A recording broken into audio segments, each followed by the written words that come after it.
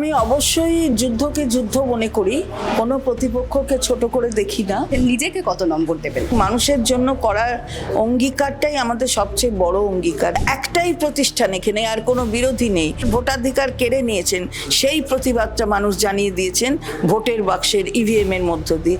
একটা সেঞ্চুরি হয়ে গেছে, ডাবল সেঞ্চুরি হবে।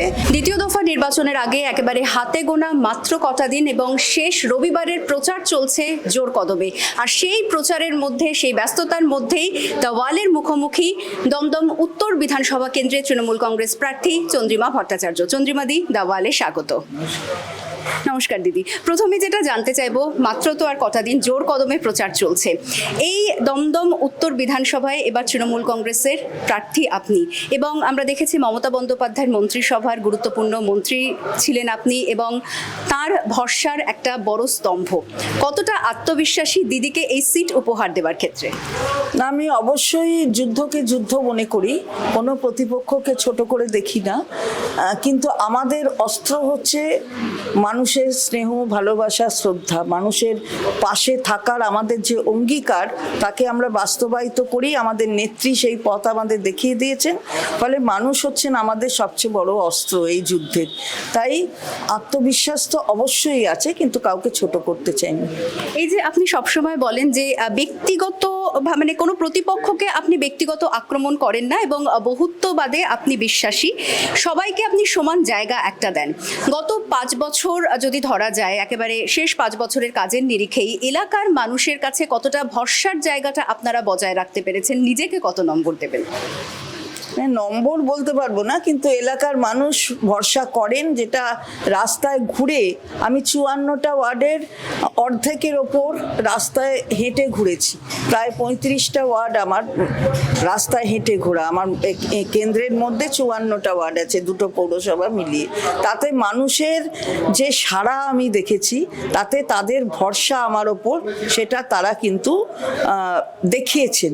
সুতরাং আমি তাদের ভরসার পাত্র হওয়ার সবসময় চেষ্টা করেছি এবং আগামী দিনেও চেষ্টা করব। এটা ওরা দেখেছেন যে আমি যখন বিধায়ক ছিলাম না, তখনও আমি তাদের পাশে ছিলাম। 5 বছর আমি 16 থেকে 21 এই কেন্দ্রের বিধায়ক ছিলাম না, কিন্তু তখনও মানুষের যখন বিপদ আপদ হয়েছে, আমাদের সহকর্মীরা ছিলেন তখন, তৃণমূল কংগ্রেসের কর্মীরা, এবং আমিও তাদের সঙ্গে ছিলাম। এটা মানুষ দেখেছেন, আর দেখেছেন বলেই 21-এ আবার আমাকে এখানে আরো বেশি ব্যবধানে জিতিয়ে এনেছেন।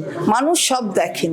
সুতরাং মানুষের জন্য করার অঙ্গীকারটাই আমাদের সবচেয়ে বড় অঙ্গীকার, যেটা আমাদের মুখ্যমন্ত্রী দেখিয়েছেন। যে কালকেই তিনি এসেছেন, তিনি দেখিয়ে দিয়েছেন যে মাটির সাথে তার যোগাযোগটা কি। আগে যেমন গিয়েছেন, মানুষে বলছে, আমরা বলছি না, এবং ফেসবুকগুলোতেও দেখলে আপনি দেখতে পাবেন যে আগে নন্দীগ্রামের যখন যেতেন, মানে অন্য কোনো অত্যাচারের বিরুদ্ধে প্রতিবাদ করতে, তখন যেরকম বাইক নিয়ে ঘুরতেন, আজকেও দাঁড়িয়ে 3-3বারের মুখ্যমন্ত্রী, 4র্থবার মুখ্যমন্ত্রী করবে মানুষ, সেটা রেডি হয়ে আছে মানুষ। তিনি কিন্তু বাইকে, হেঁটে ঘুরে গেলেন। এই যে মানুষের প্রতি তার যে ভালোবাসা, এর প্রতিদান মানুষ দেন। মানুষ তাকে স্নেহ করেন বলেই সেই স্নেহটা আমাদের ওপরেও খানিকটা এসে যায়। এই যে বললেন যে মানুষের পাশে থাকা, সারা বছর তাদের সুবিধা অসুবিধায় মানে সঙ্গে থাকা, এটাই কোথাও গিয়ে একটা ইউএসপি, এবং আপনাদের সংগঠন তার মধ্যে তো একটা বড় ভূমিকা রাখে। দুবারের আপনি যদি দেখা যায় 2011 এবং 2021, দুবারের বিধায়ক। 16 সময় আপনি ছিলেন না, গত 5 বছর আপনি বললেন যে সেই সময় মানুষের পাশে ছিলেন। এবারে প্রধান প্রতিপক্ষ কাকে আপনি ধরে নেবেন? সেটা বিজেপি হোক বা সিপিএম, নাকি বেশ খানিকটা এগিয়ে থেকেই আপনি মাঠে লড়াইয়ে নামছেন? না, সেটা সময় বলবে কে মানে মেন প্রতিপক্ষ। ওদের সেকেন্ড থার্ড হওয়ার কাল লড়াই কি আছে আমি জানি, এটা এক্ষুনি প্রেডিক্ট করা আমার পক্ষে সম্ভব নয়। তবে আমি আগেও বলেছি, এখনো বলছি, যুদ্ধকে যুদ্ধর মতো নিই। মানুষ আমাদের অস্ত্র। মানুষ এখানে বাম জামানায় অস্ত্রের ঝলকানি দেখেছে। বিশেষ করে এইসব জায়গাকার যারা মানুষ, যারা পুরনো মানুষ, তারা জানেন যে এখানে কি অস্ত্রের ঝলকানি হতো। আর প্রতিদিনের রক্তপাত, সে বিষয়ে মানুষ এখানে গুলির আওয়াজ, বন্দুকের আওয়াজ, বোমার আওয়াজ, এগুলো সব মানুষ অভ্যস্ত ছিলেন তখন। এবং প্রত্যেক দিনই একটা আতঙ্কের দিন হিসেবে আসতো, কার ঘরে কি হবে কে জানে। আর তাছাড়া কেন্দ্রীয় বঞ্চনা, আর এক প্রার্থী দেখি যিনি রিপ্রেজেন্ট করছে যে দলকে, সেই কেন্দ্রীয় বঞ্চনার সম্পর্কেও মানুষ খুব সচেতন। আর মানুষ যেটা দেখছেন যে ভোটাধিকার কেড়ে নেওয়ার জন্য মানুষের যে আতঙ্ক তৈরি করেছে কেন্দ্রীয় সরকার নির্বাচন কমিশনের মাধ্যমে, সেটা মানুষকে আরও বেশি রাজনৈতিকভাবে জাগ্রত করে দিয়েছে। এবং সেই জাগরণের ফলে মানুষ কিন্তু আরও বেশি গণতন্ত্রের প্রতি তাদের যে নিষ্ঠা এবং তাদের অধিকার প্রতিষ্ঠার যে লড়াই, সেই লড়াইটা মানুষই করছেন। ফলে কাকে কোন প্রতিপক্ষ কোন জায়গায় থাকবে সেটা মানুষ বলে দেবেন। 4 মে মমতা বন্দ্যোপাধ্যায় যাবেন, এটা সিদ্ধান্ত মানুষ নিয়ে নিয়েছেন নবান্ন 14 তলায়। অন্য কোনো বুট কোট এগুলো কিছু নয়, যাবে হাওয়াই চটি। আর তার ঝোলায় যে কতজন বিধায়ক থাকবেন তার মধ্যে অবশ্যই দমদম উত্তর থাকবেন, এই বিশ্বাস থাকবে, এটা বিশ্বাস আমার আছে। চন্দ্রিমাদি, এই প্রসঙ্গ ধরেই জানতে চাইবো যে প্রথম দফার নির্বাচন হয়ে গেছে এবং 93% বেশি ভোট দান, প্রতিষ্ঠান বিরোধী হওয়া এইরকম একটা সমীকরণ সামনে আসতে চলেছে এবং দুপক্ষই মানে আপনারা হোক বা বিজেপি হোক 100-র বেশি আসন পাবেন এরকম দাবি রাখছেন। মানুষের পালস বুঝে নাকি পুরোটাই মাইন্ড গেম? না, কোনো সমীক্ষা আমাদের দ্বিতীয় করেনি। প্রত্যেক সমীক্ষা হয়তো কোনো সংখ্যায় অদল বদল আছে, কেউ বলছেন 93, কেউ বলছেন 106, কেউ বলছেন 105, কিন্তু সব জায়গায় আমরা ফার্স্ট আছি। আসলে অন্য প্রতিষ্ঠান নেই। এই যে প্রতিষ্ঠান বিরোধী, তা একটাই প্রতিষ্ঠান, এখানে আর কোনো বিরোধী নেই। সেই প্রতিষ্ঠান হচ্ছে মমতা বন্দ্যোপাধ্যায়, যার শীর্ষে বসে আছেন।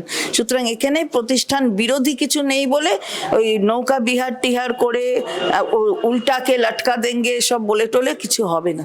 সুতরাং এখানে মানুষ তার অধিকার প্রতিষ্ঠার লড়াইয়ে এই যে এত % ভোট পড়েছে এবং তার মধ্যে মহিলাদের ভোট হচ্ছে 94%। কি করেছেন মানুষ?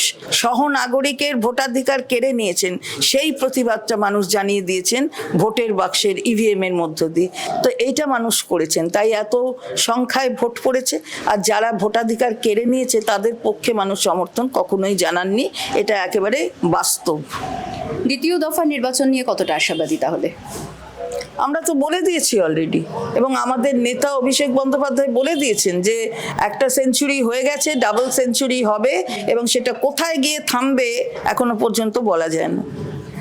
দিদি, আরও একটা বিষয় জানতে চাইবো যে আপনি জিএসটি কাউন্সিলের মেম্বার এবং জিএসটিতে রাজ্যের বকেয়া কতটা রয়েছে? 2 লক্ষ কোটি টাকার বকেয়া। আমরা গিয়ে প্রি বাজেট সেশনেও একদম কিছুদিন আগেই, এই নির্বাচন ডিক্লেয়ার হওয়ার 1-1.5 মাস আগেই একটা প্রি বাজেট সেশন, মানে কেন্দ্রীয় বাজেটের আগে, সেখানে গিয়ে আমি সব কটা পুঙ্খানুপুঙ্খভাবে বলে এসেছিলাম, কিন্তু আমাদের টাকা দেওয়া হয়নি। এদিকে বাংলাকে প্রচণ্ড ভালোবাসে, কিন্তু বাংলা থেকে টাকা নিয়ে যায়, কিন্তু বাংলার টাকা যেটা প্রাপ্য মানুষের টাকা সেটা দেয় না। কারণ আমরাও বাংলার কোষ হোক কিংবা অন্য রাজ্যের কোষ হোক অথবা কেন্দ্রের কোষ হোক, কোনো ফান্ডে কিন্তু আমরা মন্ত্রীরা টাকা দিই না, টাকা দেয় মানুষ। সেই টাকায় নিজেরা কি একটা হয়েছি মনে করে তাদেরই টাকা থেকে বঞ্চিত করা, এটা বাংলার মানুষ দেখে নিয়েছেন। সেই বঞ্চনারই তো প্রতিবাদ হচ্ছে। সব শেষে যেটা জানতে চাইবো, জিতে আসলে এলাকার মানুষের জন্য আর কি কি কাজ বাকি রয়েছে বলে মনে করছেন? কারণ এখানে জঞ্জাল হোক, যানজট হোক, এটাও একটা বড় সমস্যা।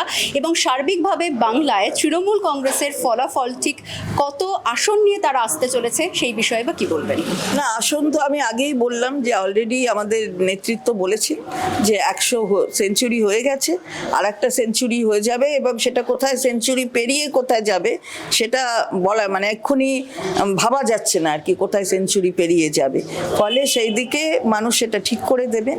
আর আমি মনে করি যে উন্নয়নের শেষ থাকে না, কারণ সময়ের গতির সাথে উন্নয়নকে চালিয়ে যেতে হয়। এখানে এই দুটো আমার যে পৌরসভা, দুটোই পিছিয়ে পড়া জায়গার মধ্যে ছিল। অন্য দুটো বিধানসভা থেকে কেটে নিয়ে এই দুটো পৌরসভা আমাদের একটা ফার্স্ট নির্বাচন 2011-এ হয়েছিল। তো এইখানে অনেক কিছু করা হয়েছে মাননীয় মুখ্যমন্ত্রী তার দৃষ্টিপাতের ফলে। আরও অনেক কিছু করতে হবে, এ বিষয়ে কোনো সন্দেহ নেই। সেগুলো আমরা দেখে নিচ্ছি, করব। এবং যেগুলো আমরা খুব বেশিভাবে প্রায়োরিটি দিচ্ছি সেগুলো হচ্ছে সার্বিকভাবে খেলার মাঠ থেকে শুরু করে তো রয়েছেই। এখানে অনেক ছেলেরা খুব খেলায় ইন্টারেস্টেড, ফলে ওইগুলোকে প্রমোট করা। আমাদের অলরেডি একটা স্টেডিয়াম এখানে রয়েছে, তাও নিউ ব্যারাকপুরেও বহু মাঠ রয়েছে, এখানেও বহু মাঠ রয়েছে। সেগুলোকে আরও উন্নত ধরনের করা। তার সাথে আমার একটা রিলিজিয়াস ট্যুরিজম, এইটা আমার একটা ইচ্ছে আছে, যেটা আমরা বলেছি যে 7 নম্বর ওয়ার্ডের থেকে গিয়ে ওটা একটা বড় ঝিল আছে কামারহাটিতে, সেটা পড়ে। এবং সেই কামারহাটিতে পড়লে আমরা দুটো মিউনিসিপ্যালিটির সাথে একসাথে যোগাযোগ রেখে ওখানে অনেকের কর্মসংস্থানও হবে। তাছাড়া মানুষের এই ট্যুরিজমটা, দক্ষিণেশ্বর, আদ্যাপীঠ, এগুলো দেখতে পারবে। ফলে আর রাস্তাঘাট যা দেখেছেনই তো, আমরা পথসাথী থেকে পথশ্রী থেকে শুরু করে এই আমার পাড়া আমার সমাধান, এগুলোতে ড্রেনেজ সিস্টেম, আলো, রাস্তা সব করা হচ্ছে। 80,000 বুথে 8,000 কোটি টাকা দেওয়া হয়েছে, মাত্র 10 লাখ করে প্রতি বুথে। এখানে সেসব কাজ হচ্ছে। ধন্যবাদ চন্দ্রিমাদি।